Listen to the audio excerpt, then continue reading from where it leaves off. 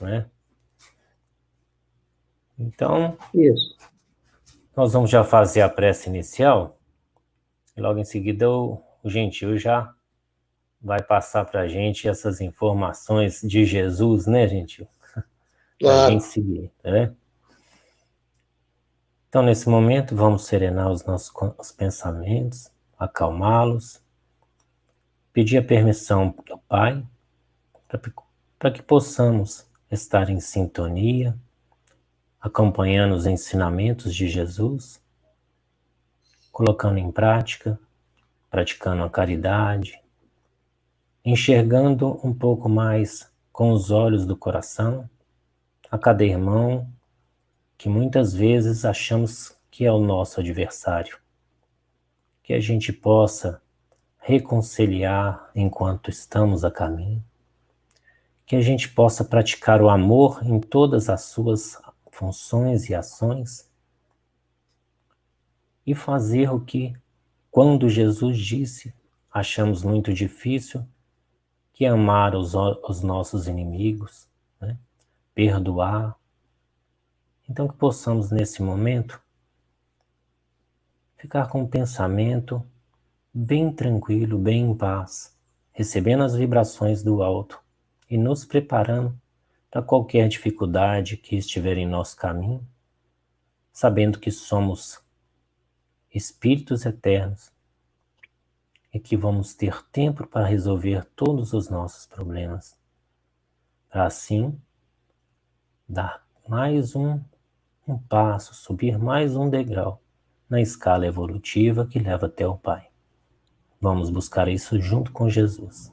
Que assim seja. Então, gente, fica à vontade, tá? Você vai ficar na... Bom, inicialmente, uma boa tarde para todos, né, que já estão presentes. Agradecendo o convite, mais uma vez, do irmão André, que a gente possa, ao longo desses 55 minutos, 58 minutos, a gente possa refletir sobre o tema sugerido, né, pela casa, que é o amai-vos uns aos outros, ou amai-vos os nossos inimigos, né? E a gente cercou-se da doutrina espírita, sobretudo de obras de Emmanuel e de Kardec, né, que está inserido no capítulo 12 do Evangelho segundo o Espiritismo, amai os vossos inimigos, para a gente tecer algum comentário e deixar todo mundo à vontade, se caso quiserem participar, né, porque a gente chegou à conclusão de que não existe professora da doutrina espírita. O que existe são eternos aprendizes, né, ao longo da nossa existência. E agradecidos por ter toda essa convicção embasada nas obras de Kardec, nas obras do Chico, de outros médios tão importantes quanto, né, como Divaldo Pereira Franco, como amigos que estão na vanguarda da doutrina espírita, né, como Raul Teixeira, o Haroldo Dutra Dias e mais outros que a gente conhece, assim, muito ligado a nós, como o São Manuel Alves, no qual nós temos aprendido tanto na convivência com ele. Então, a gente queria deixar, assim, fazer com que as nossas reflexões ficassem, assim, fundamentadas, sobretudo, na realidade que a gente vive, né?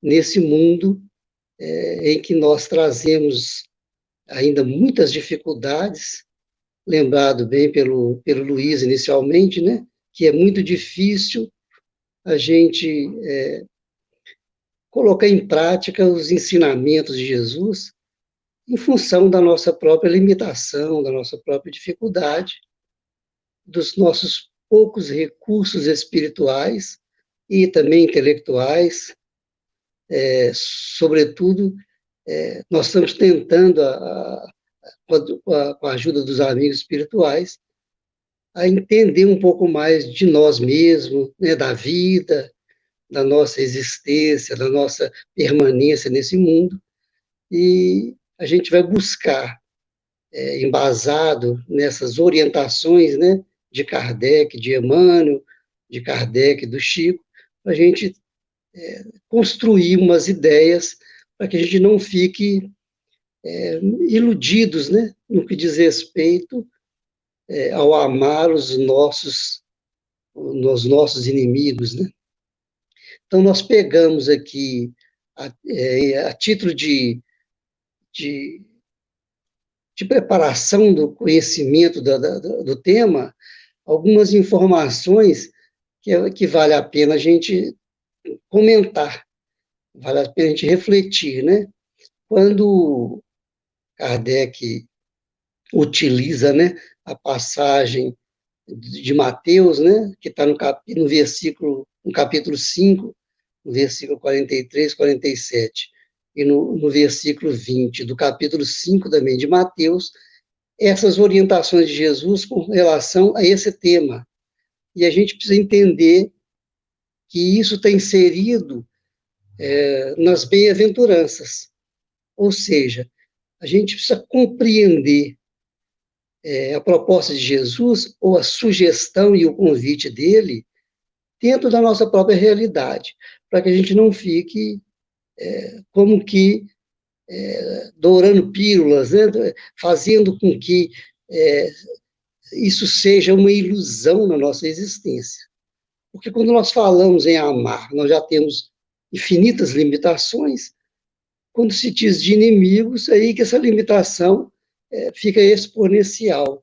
Então, a gente precisa entender o contexto que nós existimos, que nós vivemos, para entender a proposta de Jesus e como que nós vamos trabalhar aos pouquinhos para poder fazer com que essa proposta e essa sugestão de Jesus realmente ela faça diferença na nossa existência. Então, quando Kardec utiliza a passagem do Evangelho, que está no versículo 43 a 47 do capítulo 5 de Mateus, eu vou ler aqui, com a permissão de todos, para a gente só situar. Ele fala assim: aprendestes que foi dito, amareis o vosso próximo e odiareis os vossos inimigos. Eu, porém, vos digo, amai os vossos inimigos, fazei o bem aos que vos odeiam e orai pelos que vos perseguem e caluniam, a fim de seres filhos do vosso Pai, que está nos céus, e que faça e levante o sol para os bons e para os maus,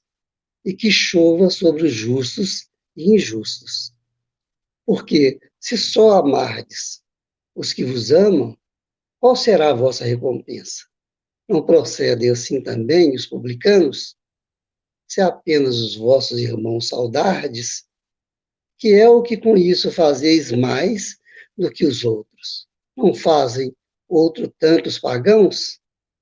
E no versículo 20, ele diz assim: digo-vos que, se a vossa justiça não for mais abundante que a dos escribas e dos fariseus, não entrareis nos reinos dos céus. Com base nessa fala de Jesus, nessa colocação de Jesus registrada por Mateus, nós vamos lá no item 3 do Evangelho, só para ler o parágrafo do item 3, que ele é pequenininho, que ele fala assim: se o amor do próximo constitui o princípio da caridade, amar os inimigos é a mais sublime aplicação desse princípio, porquanto a posse de tal virtude representa uma das maiores vitórias alcançada contra o egoísmo e o orgulho. Então, nós temos aqui, só nesse parágrafo,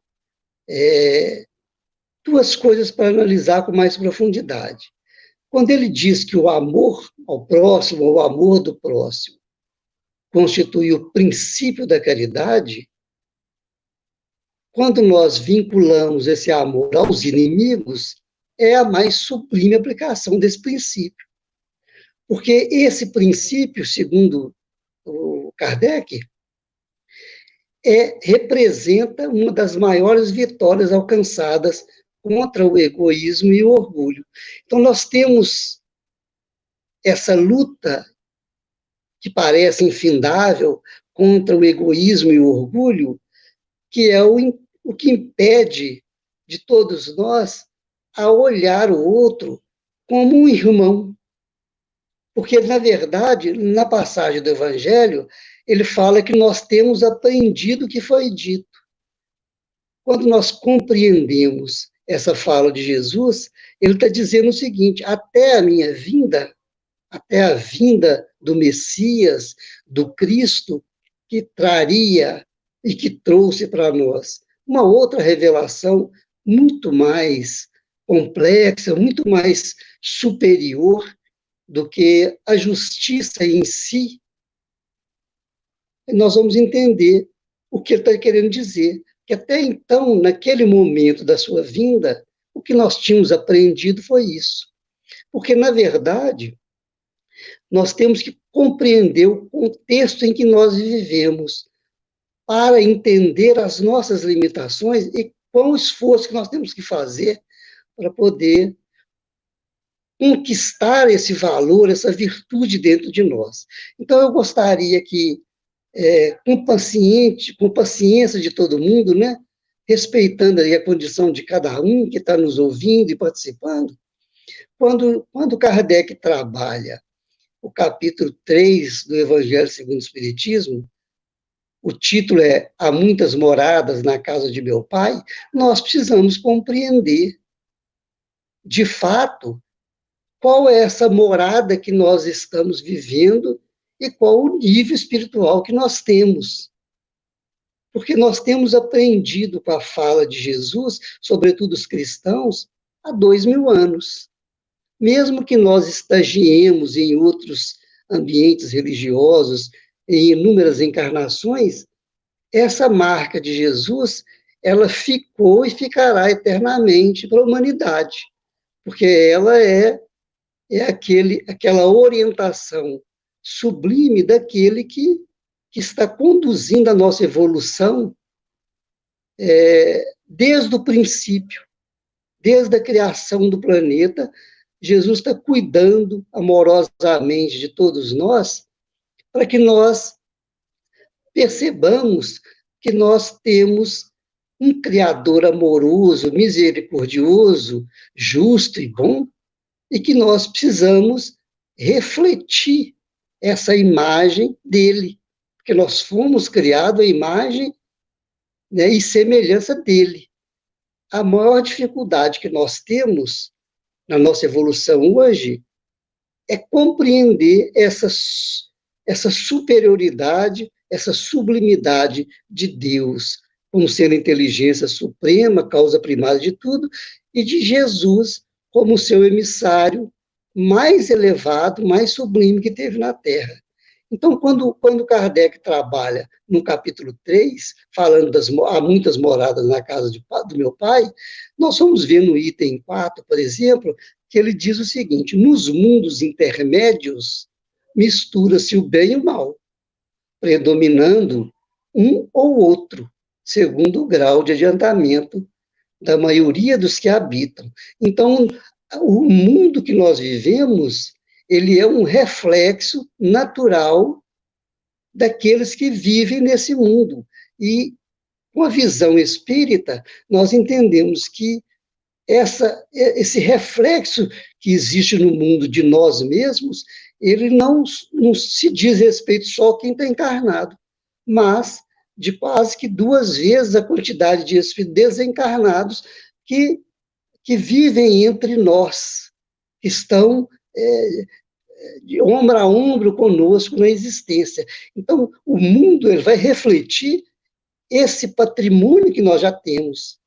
Ele continua assim: embora se não possa fazer dos diversos mundos uma classificação absoluta, pode-se, contudo, em virtude do estado em que se acham e da destinação que trazem, tomando por base os matizes mais salientes, dividi-los de modo geral como segue. Então, ele faz uma classificação. Essa classificação ela não é uma coisa fechada, ela é um valor pedagógico, para a gente entender o contexto em que nós estamos, em que o mundo está, em que nós vivemos. para compreender a mensagem de Jesus, quando ela chega em nossos corações, para a gente refletir as limitações nossas e o tanto que nós temos que nos esforçarmos para poder, pelo menos, refletir um pouco esse ensinamento dele.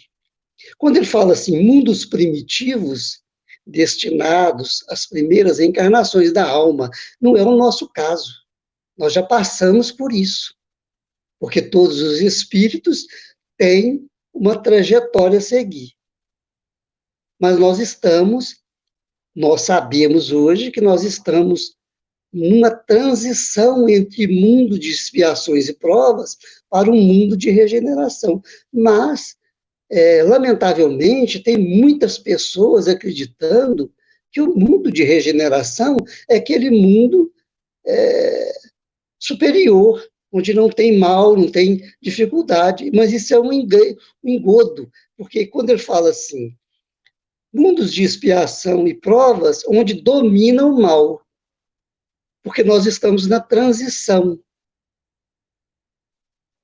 Na sequência, ele fala mundos de regeneração, nos quais as almas que ainda têm o que expiar, aurem novas forças, repousando das fadigas da luta. Nós ainda não chegamos no mundo de regeneração. Nós estamos na transição. Basta a gente olhar o momento de agora, no que diz respeito à pandemia, né, que é um mecanismo que nós mesmos atraímos magneticamente para nós, para poder fazer com que a gente progrida mais rapidamente.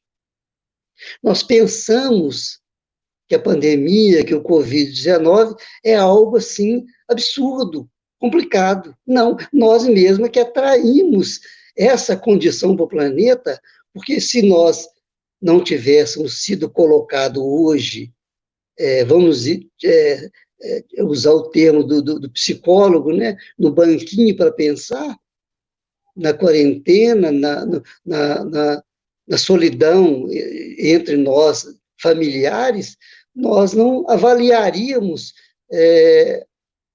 a possibilidade de nós refazermos alguns padrões da nossa existência. Por que nós estamos falando isso? Porque para compreender a mensagem de Jesus, para amar os inimigos, nós precisamos conhecer profundamente nós mesmos, para saber da dificuldade e para entender o que ele está falando de amor, o que é inimigo, o que nós podemos estar repensando sobre todos esses assuntos. Então, voltando aqui no texto de Kardec, ele fala que depois, né, do mundo de regeneração, onde nós vamos aurir novas forças, porque todos os espíritos que estão partindo rapidamente através da pandemia do Covid-19, eles vão retornar com outra mentalidade, retornar com outro padrão vivencial, porque eles vão aurir, vão buscar nesses trâmites que está acontecendo, forças e outras reflexões para poder mudar o próprio comportamento. Assim podemos ser nós amanhã, ou hoje, a gente não sabe, mas que esse mundo de regeneração é onde nós vamos repousar das fadigas da luta, porque nós temos lutado muito contra o próprio mal. Nós temos resistido muito contra o próprio mal que está dentro de nós. Então, nós precisamos, por um processo eu vou colocar aqui como um choque, né, de administração sideral, né, porque Jesus é um Cristo, e com ele estão vários outros espíritos de poder elevado na condução do planeta, eles estão propiciando ou permitindo que tudo isso aconteça nesse momento atual, para que a gente possa rever, refazer as nossas convicções diante da própria vida. E aí, nós vamos, nesse mundo de regeneração, poder repousar dessas fadigas, dessas lutas conosco mesmo, com o nosso próprio interior, refletindo naturalmente no exterior. Além desse mundo de regeneração, existe os mundos ditosos, onde o bem sobrepuja o mal. Ou seja, no mundo ditoso ainda há o mal, porém, com pouca expressão. Então, a expressão maior, ou o destaque maior no mundo ditoso, que nós não chegamos nem no da regeneração, nós ainda teremos o mal. Onde nós não temos o mal? Nos mundos celestes ou divinos, onde as habitações de espíritos depurados exclusivamente reina o bem, exclusivamente, não há o mal. Então, dentro desse contexto, dentro dessa análise, a Terra pertence à categoria dos mundos de expiações e provas, razões porque aí vive o homem a braço com tantas misérias. Agora, a miséria que a gente está falando não é a miséria exterior, porque o exterior reflete o que nós temos interiormente. Agora, como pedir a essa criatura que ainda traz, essa criatura que eu digo, são todos nós, que permeamos entre o bem e o mal, e muitas vezes o mal sobrepuja em determinado momento o bem. A grande simbologia de Adão e Eva foi que eles, naturalmente, colocaram Deus à parte e queria definir a vida por si próprio, sem considerar as orientações divinas para a nossa existência, que é também um engano absoluto. Então, nós precisávamos passar por tudo que nós passamos, porque nós excluímos Deus da nossa própria existência, das nossas próprias necessidades, e chega Jesus num determinado momento e num determinado ambiente, onde ele vai propor uma nova maneira de viver. E aí nós voltamos no capítulo 12 do Evangelho segundo o Espiritismo, onde ele fala que nós devemos amar os nossos inimigos, porque nós aprendemos até então a cuidar só daqueles que nos fazem bem, que nos são afins. Então ele pede para que a gente ame os nossos inimigos, faça o bem àqueles que nos odeiam. Agora nós precisamos entender que tipo de amor é esse que Jesus está pedindo. Porque não é o amor que a gente tem que ter pelos nossos inimigos, não é o mesmo amor e na mesma intensidade e no mesmo grau que nós amamos aqueles que nós temos afinidades, ou aqueles que nos amam. Mas nós temos que entender que o inimigo, como diz o próprio Emmanuel, é o amigo que retorna. Ou seja, alguém é inimigo nosso porque um dia foi amigo. Porque ninguém é inimigo do nada. Não surge um inimigo de uma hora para outra, sem mais, sem menos. Há uma construção de relação que gerou um inimigo. E esse inimigo, ele pode estar no mundo espiritual, ele pode estar convivendo conosco no próprio lar, reencarnado entre nós. Ele pode, sobretudo, ele é aquela criatura dentro de nós que nós não aceitamos mais, porque nós precisamos pensar que a composição psicológica nossa, a composição espiritual nossa, é de inúmeras criaturas, de inúmeras reencarnações. Então, tem criaturas que nós corporificamos e que nós valorizamos profundamente o ego dele no passado, é que ele está dentro de nós.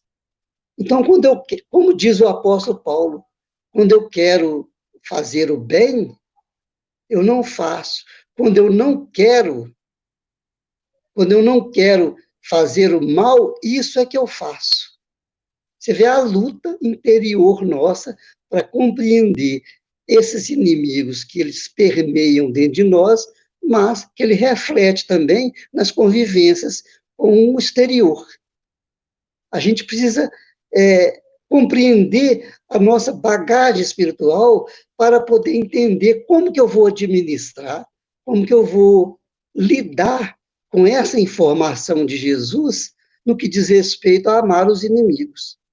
Então, nós buscamos algumas informações através de Kardec. No livro Palavras de Vida Eterna,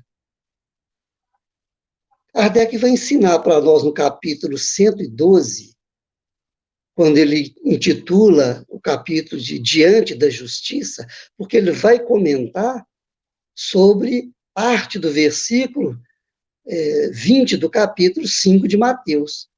Que se a vossa justiça não exceder a dos escribas e fariseus, de modo nenhum entrareis no reino dos céus. Porque o reino dos céus é a grande proposta de Jesus. Jesus chegou no mundo para apresentar as possibilidades de nós construirmos esse reino dos céus dentro de nós. Mas como nós vamos construir um reino dos céus, ou um reino de Deus, que é a mesma coisa, dentro de nós, se nós não conseguimos expressar valores do amor para os nossos inimigos? E aí nós mudamos um pouquinho o termo, porque o amar aí, na condição, no ensinamento de Emmanuel, são expressões que nós temos diante dos acontecimentos da nossa existência, para que a gente possa amadurecer esse valor do amor aos poucos, em função da nossa própria inferioridade, ou da nossa própria pouca possibilidade evolutiva. Então ele fala assim, Emmanuel fala assim, escribas e fariseus assumiam atitudes na pauta da lei antiga, olho por olho, dente por dente. Atacados, devolviam insulto, perseguidos, revidavam cruéis. Ou seja, quando foi instituído na lei de Moisés, ou no Antigo Testamento, ou na Torá, o olho por olho, dente por dente, já foi, na época, um avanço. Porque, na verdade, antes do olho por olho e dente por dente, a coisa era muito mais complicada. Se um vizinho matasse um bezerro meu, eu teria direito de chegar lá e disseminar a vida da própria família. Quando instituir o olho por olho, dente por dente, já foi um progresso. Mas os fariseus e os escribas, eles pensavam dessa maneira. Emmanuel está dizendo isso, que eles revidavam como sendo uma coisa que eles tinham adquirido por lei. A lei permitia que isso acontecesse. Com Jesus, porém, a justiça fez-se a virtude de conferir a cada qual o que lhe compete, segundo a melhor consciência. Então, com Jesus, ele veio acordar a nossa consciência. Porque, na verdade, a nossa consciência estava embotada ainda naqueles padrões do olho por olho, dente por dente, ou no padrão daquele filho que matou o irmão, que é o Caim que matou Abel. Então, você vê que a gente, voltando lá no Antigo Testamento, a gente vai observar que da imprudência de Adão e Eva gerou Caim e Abel, e daí começou o problema todo. Porque quando nós pensamos assim, superficialmente, que Caim matou Abel, nós esquecemos que Abel é irmão de Caim, e qualquer um que conviva conosco é nosso irmão, porque a paternidade nossa é Deus. Toda vez que nós matamos ou complicamos alguém, nós estamos complicando um irmão nosso, para a gente compreender isso mais profundamente. Emmanuel continua dizendo que ele mesmo, Jesus, né, ele mesmo começou a aplicar a si próprio esses valores. Aí ele cita exemplos, né? Enredado nas trevas pela imprudência de Judas, não endossa a condenação ou desforço. Ele sabia que Judas estava traindo. Tem uma mensagem interessante no livro Boa Nova, e quando Judas está recolhendo alguns valores, né, monetários dos discípulos, ele já percebia que ali era um gatilho que iria desencadear em Judas aquela ação equívoca dele, né, de vender Jesus, vender as informações em troco de 30 moedas. Veja bem, Jesus, ele observava tudo isso e, no entanto, ele não condenou Judas, não, muito pelo contrário. Na última ceia, ele parte ao pão e o primeiro que ele entrega é a Judas, considerando ele aquele menos favorecido ou menos atento às realidades que poderiam acontecer.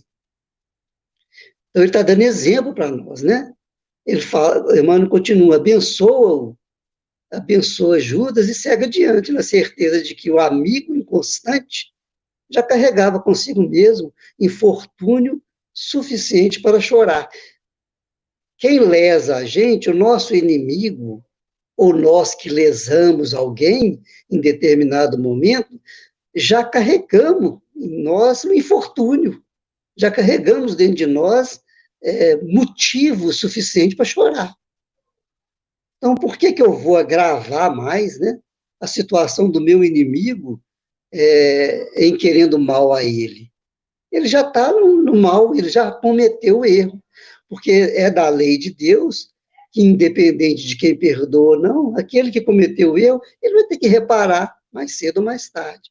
Quando nós começamos a pensar nesses aspectos, a gente começa a ter um pouco de compaixão pela criatura que nos fez mal, ou pelo menos, mais adiantadamente, a gente costuma pensar que quando eu fizer algo de negativo para o irmão ou para qualquer um que esteja no meu caminho, transitando comigo na vida, o infortunado sou eu mesmo.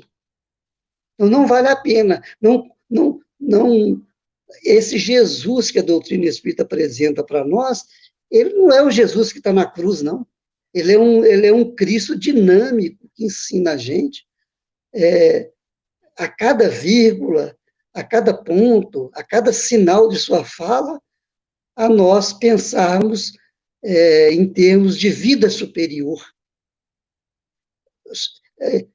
trabalhando em nós valores superiores, porque mais cedo ou mais tarde nós teremos que deixar esse corpo aqui na Terra e vamos continuar com o mesmo padrão que nós estabelecemos para nós aqui. Então, será que vale a pena? Só assim a gente racionalmente já acha que não vale a pena não amar os inimigos. Já vale muito a pena a ter compaixão, a analisar o nosso inimigo, sem interagir, sem ser conivente com o erro dele, naturalmente, porque dessa maneira nós vamos aprimorando o nosso espírito, e aprimorando o nosso espírito, nós vamos evitar de ser pedra de tropeço para qualquer pessoa. Emmanuel continua dizendo, ainda assim, porque o Mestre nos haja ensinado o amor sem lindes, isso não significa que os discípulos do Evangelho devam caminhar sem justiça na esfera das próprias lutas. Nós não podemos ser ingênuos, né? Nós não podemos, em nome desse amor ingênuo, entender que o outro possa fazer o que querem conosco. Pelo contrário, nós temos um limite. O outro também tem um limite. Então, nós precisamos aumentar o nosso discernimento para que a gente ajuste essas relações de maneira que ela não extrapole aquilo que é de bom senso, que seria bom, porque quando você fala para o inimigo que ele já está chegando num ponto de exagero, você também está colocando para ele um benefício, de que a partir dali ele vai se complicar mais ainda. Então, Emmanuel fala, apenas é forçoso considerar que no padrão de Jesus, a justiça não agrava os problemas do devedor. reconhecendo, ao invés disso, as necessidades que o recomenda a compaixão, sem furtar-lhe as possibilidades de reajuste. Ou seja, nesse padrão que Jesus ensina para nós, a justiça não deve, a nossa justiça não deve agravar os problemas do devedor. Quando eu não perdoo, quando eu não amo, eu estou agravando esse problema dele. Eu reconheço a partir daí que, em vez disso, as necessidades que eu recomendo, a compaixão, é um dever meu. Eu recomendo que a compaixão que eu tenho por ele, sem furtar, sem tirar dele a possibilidade do reajuste que ele tem que ter, que é natural. Se ofensas, pois, caírem-te na alma, compadece-te do agressor e prossegue à frente, dando ao mundo e à vida o melhor que possas. Aos que tombam na estrada, basta o ferimento da queda. E aos que fazem o mal, chega o fogo do remorso a comburir-lhe o coração. É natural que quem nos ofendeu, ele vai reajustar com a lei de Deus. Não precisa, naturalmente, da minha conduta para que ele reajuste com a lei de Deus, porque a lei de Deus ela é perfeita, incorruptível. Não dá para negociar com a lei de Deus. A cada um segundo as suas obras, como diz Jesus. Então nós precisamos compreender, dentro desse padrão evolutivo que nós estamos vivendo, nesse mundo que permeia ainda o mal, e que vários eventos acontecem para que a gente possa aprimorar o nosso íntimo, que o nosso próximo é, acima de tudo, um filho de Deus, por maior complicações que ele esteja passando, por maior dificuldade que ele esteja imprimindo na própria existência. Quando a gente começa a compreender nesse padrão, a gente tem mais facilidade de refletir essas expressões do amor, que ela pode ser refletida através de um pouco da paciência, de um pouco do respeito, de um pouco da comiseração. Então, são valores que são expressões do amor que lá na frente, quando a gente exercitar de modo constante, esse exercício passa a ser uma coisa natural na nossa existência. Então, quando a gente vê o fato ou participa de algum evento em que nós somos ofendidos por uma pessoa, o nosso padrão reage naturalmente amando aquela criatura. Mas amando como? Respeitando ele, respeitando a posição, o momento que ele está, mesmo porque nós não temos bola de cristal para poder compreender como passa aquela criatura naquele instante. E aprimorando esse tipo de pensamento, fica mais fácil administrar essa orientação de Jesus. Nós vamos caminhar agora para o livro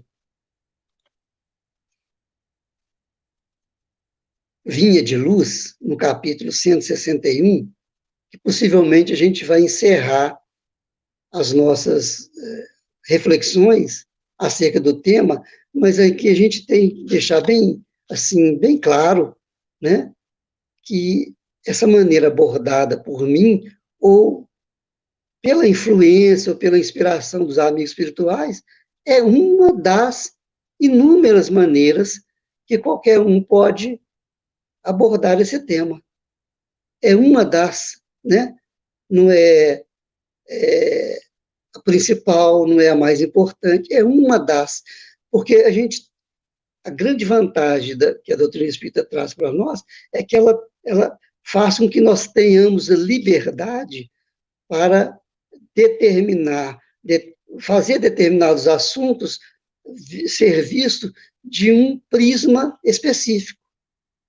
Então, aqui é só uma ideia, né, que a gente está difundindo para que as criaturas que estão para que todos nós que estamos participando desse bate-papo possa refletir ou possa buscar depois uma nova leitura daquelas obras que nós estamos indicando, para poder ampliar mais a sua condição de entendimento sobre esse assunto, porque é um assunto altamente complexo. Nesse ambiente que nós vivemos e no padrão que nós temos espiritual, esse assunto é complexo. Nós temos dificuldade, às vezes, de amar aqueles que convivem conosco o tempo todo. Imagina os inimigos. Mas, como Jesus ensinou, e o que Jesus ensinou é possível fazer, porque, na verdade, ele é uma referência de que todos nós podemos chegar, porque senão não justificaria a vinda dele. E todo o processo que ele passou de crucificação, né, depois de ter feito tanto benefício para a humanidade, esses valores que ele nos ensinou ficassem só na teoria. Isso é uma grande ilusão. Então, é possível, mas é construção de minuto a minuto, de dia a dia, para que a gente possa ampliar esses valores dentro de nós, com base nesses conceitos ampliados de quem é Jesus, de quem é Deus, de quem é o nosso próximo. Como nós estamos falando de Jesus, e todos que fazem essa referência são chamados, né, de cristãos, apesar de que tem muitos cristãos sem o Cristo, como diz o próprio Emmanuel. Mas nós já temos uma ideia formada do que é ser cristão.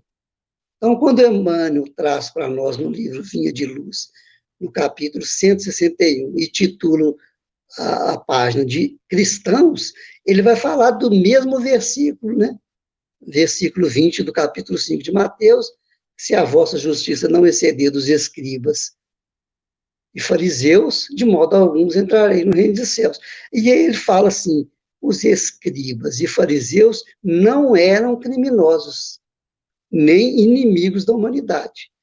Porque nós temos um conceito, né, equivocados, de que os cristãos são melhores que os escribas e fariseus. A gente pode analisar que hoje, por exemplo, muitos comportamentos nossos, em determinados momentos, é semelhante a dos escribas e fariseus, porém modernos, né? Porém no século XXI. Então ele fala que os escribas e fariseus não eram criminosos nem inimigos da humanidade. Ele diz que eles cumpriam deveres públicos e privados, respeitavam as leis estabelecidas, como hoje nós, às vezes, nem respeitamos as leis estabelecidas pelos homens. Quando lá está dizendo assim, você pode andar 80 km por hora, aí você anda 100 km por hora, você está desrespeitando uma lei estabelecida pelos homens. Quando está lá escrito assim, não pise na grama, você pise, você está desrespeitando. Então, nós também desrespeitamos, como cristão, coisas que os escribas e fariseus não faziam, segundo Emmanuel. E ele falava, reverenciavam a revelação divina, atendiam aos preceitos da fé, jejuavam, pagavam os impostos. Quando chegar aqui e não pagava os impostos, é que complica para nós. Eu nunca conheci uma pessoa que pagasse imposto satisfeito, feliz, sorrindo. Eu sou um deles. Não estou fora disso, dessa realidade. Não explorava o povo. Aqui, a gente coloca 2 pontos, né, no dia de hoje, né? Não exploravam o povo. Quanto tem de exploração hoje no meio, né? Nos meios, né? Nos meios poderosos da terra. Naturalmente, em casa, esses fariseus e escribas deviam ser excelentes mordomos do conforto familiar. Entretanto, para o emissário celeste, quer dizer, entretanto, para Jesus, a justiça deles deixava a desejar. Olha, veja bem, eles tinham aqueles rituais todos, cumpriam tudo que tinha que cumprir, mas para Jesus, eles deixavam a desejar. adoravam o eterno Pai, mas vacilavam em humilhar o irmão infeliz, repetiam fórmulas verbais no culto à prece, todavia não oravam, expondo o coração, eram corretos na posição exterior, contudo não sabia descer do pedestal do orgulho falso em que se erigiam para ajudar o próximo e desculpá-lo até o próprio sacrifício. Você veja bem que a justiça de Jesus, ela tem um valor que agrega. Além de tudo que eu tenho que fazer corretamente, eu tenho que fazer algo a mais. Eu tenho que me esforçar um pouco mais, coisas que o escriba e fariseu não faziam. Raciocinavam perfeitamente no quadro dos seus interesses pessoais, todavia eram incapazes de sentir a verdade, a verdadeira fraternidade, suscetível de conduzir os vizinhos ao regaço do Supremo Senhor. O que hoje os cristãos, os espíritas, né, todos os religiosos, né, em função da pandemia estão fazendo? Nós estamos ficando mais sensíveis, mais solidários, mais fraternos. Parece que o vírus imperceptível ao olho humano está demonstrando para nós a nossa própria fragilidade, a nossa própria pequenez. E quando a gente começa a ter esses conceitos formulados interiormente, a gente passa a olhar o próximo diferentemente. A gente passa a contribuir com um pouco mais do conforto que nós temos em função dos benefícios deles. A gente passa a ser mais solidário. Eu falei isso porque Jesus traça aos aprendizes novo padrão de vida.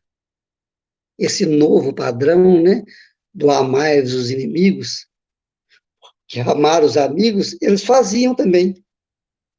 Mas o novo padrão era amar aquele que não pensava como eu, não sentia como eu, não tinha os mesmos comportamentos que eu tenho. E aí ele fala, o cristão não surgiu na Terra para circunscrever-se à casinhola da personalidade. Apareceu como mestre da cruz para transformar vidas e aperfeiçoá-las com a própria existência, que sob a inspiração do mentor divino, será sempre um cântico de serviço aos semelhantes, exalçando o amor glorioso e sem fim na direção do reino dos céus, que começa invariavelmente dentro de nós. Então, o que nós estamos aprendendo hoje com Jesus? A sair de nós mesmos, né? A compreender que toda essa diferença que tem no nosso mundo entre miserável, entre opulência, entre riqueza, entre sadios e doentes, são produtos de nós mesmos. Porque o amor do Criador não instituiu nada disso. Todo o mal que permeia a Terra, ele é fruto, ele é consequência da própria atitude do homem, que há milênios retirou Deus do centro da própria vida, para colocar a própria personalidade, o próprio ego, na direção das coisas. E é uma grande ilusão, porque nós não conseguimos nem conduzir a nossa vida de forma assim perfeita de um dia para o outro. A gente não sabe o que vai ocorrer daqui 1 hora, daqui 24 horas na nossa vida. Tamanha a nossa limitação como ser vivente. Agora, Jesus não, Jesus é o nosso tutor. Ele sabe o que é o melhor para nós, o que vai agregar valor na nossa existência, e muitas vezes nós chutamos o balde. Às vezes ele coloca, através da reencarnação, a gente num meio onde o que ocorre e as circunstâncias que definem a nossa existência a gente não compreende que é o melhor ambiente educativo para a nossa alma. E muitas vezes, aquele inimigo que para nós traz um desconforto enorme, ele tá aqui junto de nós na nossa existência, está dentro do lar, está convivendo conosco, ombro a ombro. É porque nós não conseguimos vê-lo como aquele inimigo do passado, mas nós precisamos começar a rever como o inimigo que eu mesmo plantei lá atrás, que hoje repercute dessa ou dessa maneira, desconfortando o meu íntimo. Então, na verdade, a gente precisa compreender com os princípios da doutrina espírita onde nós estamos situados, o que nós somos de fato, porque o que nós temos e a circunstância que vivemos são passageiras, que nós teremos que um dia devolver, porque nós somos, segundo a parábola, administradores infiéis. Mas nós precisamos pensar mais profundamente do que realmente nós somos, que nós carregamos, e ter um pouco mais de humildade para rever todos os conceitos interiores meus, não subjugar eles, mas analisar com um sentido de observação, para analisar e para colocar em prática aquilo que de fato realmente eu sou, para eu poder ir melhorando ao longo do tempo, ir corrigindo em mim as mazelas que eu trago, para que o relacionamento, seja com quem quer que seja, amigo ou inimigo, seja pautada por esses valores que nós consideramos como sendo essas expressões do amor e definindo o amor aos inimigos. Então, nós caminhando para o finalzinho, vale a pena aqui como assim, uma dica, também vocês estudarem no livro Ceifa de Luz, no capítulo 49, ante as ofensas, porque o inimigo ele está muito relacionado às ofensas que eles produzem na nossa vida, tanto quanto nós produzimos na vida de alguém. Então, Emmanuel vai trabalhar também o mesmo versículo de 20 do capítulo 5, do amai-vos aos inimigos, de uma maneira diferente, né? Que ele fala assim, só para a gente encerrar de fato mesmo.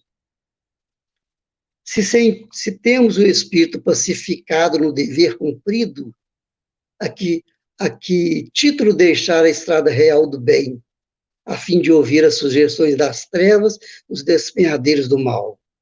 Além disso, se estamos em paz, à frente de irmãos nossos, envolvidos em sombras ou desesperos, não seria justo nem humano agravar-lhes o desequilíbrio com reações impensadas, quando os sãos perante Jesus são chamados a socorrer os doentes, com a sincera disposição de compreender, servir, aliviar e auxiliar.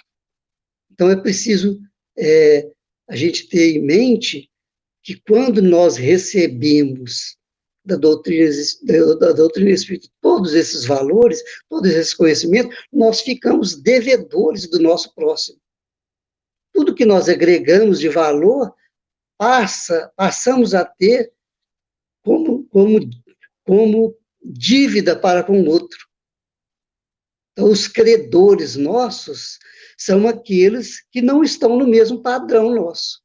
Todos aqueles que estão abaixo do nosso padrão, eles têm esse direito de ser credor nosso, credor do nosso conhecimento, credor da nossa compreensão diante da vida. Então, nós agradecemos aqui a presença de todos que nos ouviram, que participaram. Nós vamos devolver a palavra para o Luiz, mais uma vez agradecendo o convite, né, por participar dessa modalidade que nós estamos aprendendo, né, a realizar, com muita dificuldade, né? Porque se nós já temos dificuldade em falar do Evangelho, quando agrega esses valores de ter que falar via mídia, via online, já complica um pouquinho mais. Mas a gente acredita que nós não vamos mudar muito isso daqui para frente, não.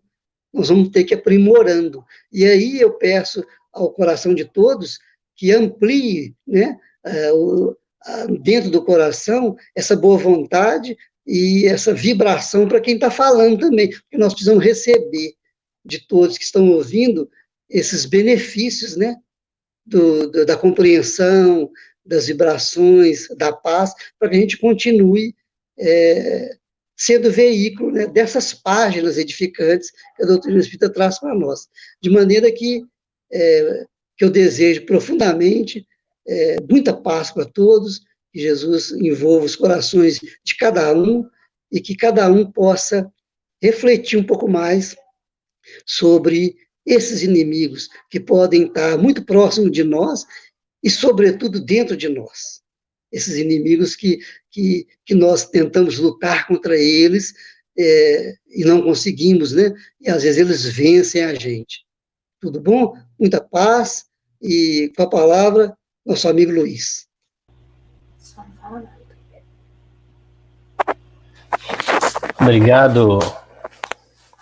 Obrigado, Gentil. A gente que tem que agradecer, né, por mais uma palestra maravilhosa, tá? Você vai ser sempre bem-vinda na nossa casa, já é um amigo do Lar Espírita Irmão André. E a gente agradece a todos também pela participação e esperando que essas reflexões possam nos servir, né, para cada vez mais aperfeiçoarmos o amor, a caridade, né, a gratidão entre todos os nossos irmãos, né? Então vamos fazer a oração final. A todos que estiveram conosco agora, junto com o Gentil, escutando tantas palavras boas, palavras que Jesus já nos colocou há 2000 anos e que ainda estamos teimando em executá-las, em praticá-las. Então pedimos que o nosso Pai nos auxilie e que sempre esteja conosco, os nossos amigos espirituais nos iluminem na hora das nossas decisões, que Jesus esteja sempre nos colocando à frente do trabalho, da caridade, das dificuldades que vai fazer com que cresçamos interiormente, que sejamos mais fortes, que possamos ter mais fé no futuro que estamos plantando hoje, mas que atentamos um pouco para os momentos difíceis que estamos passando agora, sabendo que tem muitos irmãos em situações muito piores do que a nossa. Que possamos estender a mão para esses irmãos, que possamos fazer a caridade sem medo, sem nenhum problema, com amor, com tranquilidade, com perseverança e, acima de tudo, seguindo a linha, os ensinamentos do nosso Mestre Jesus. Que assim seja. Obrigado a todos.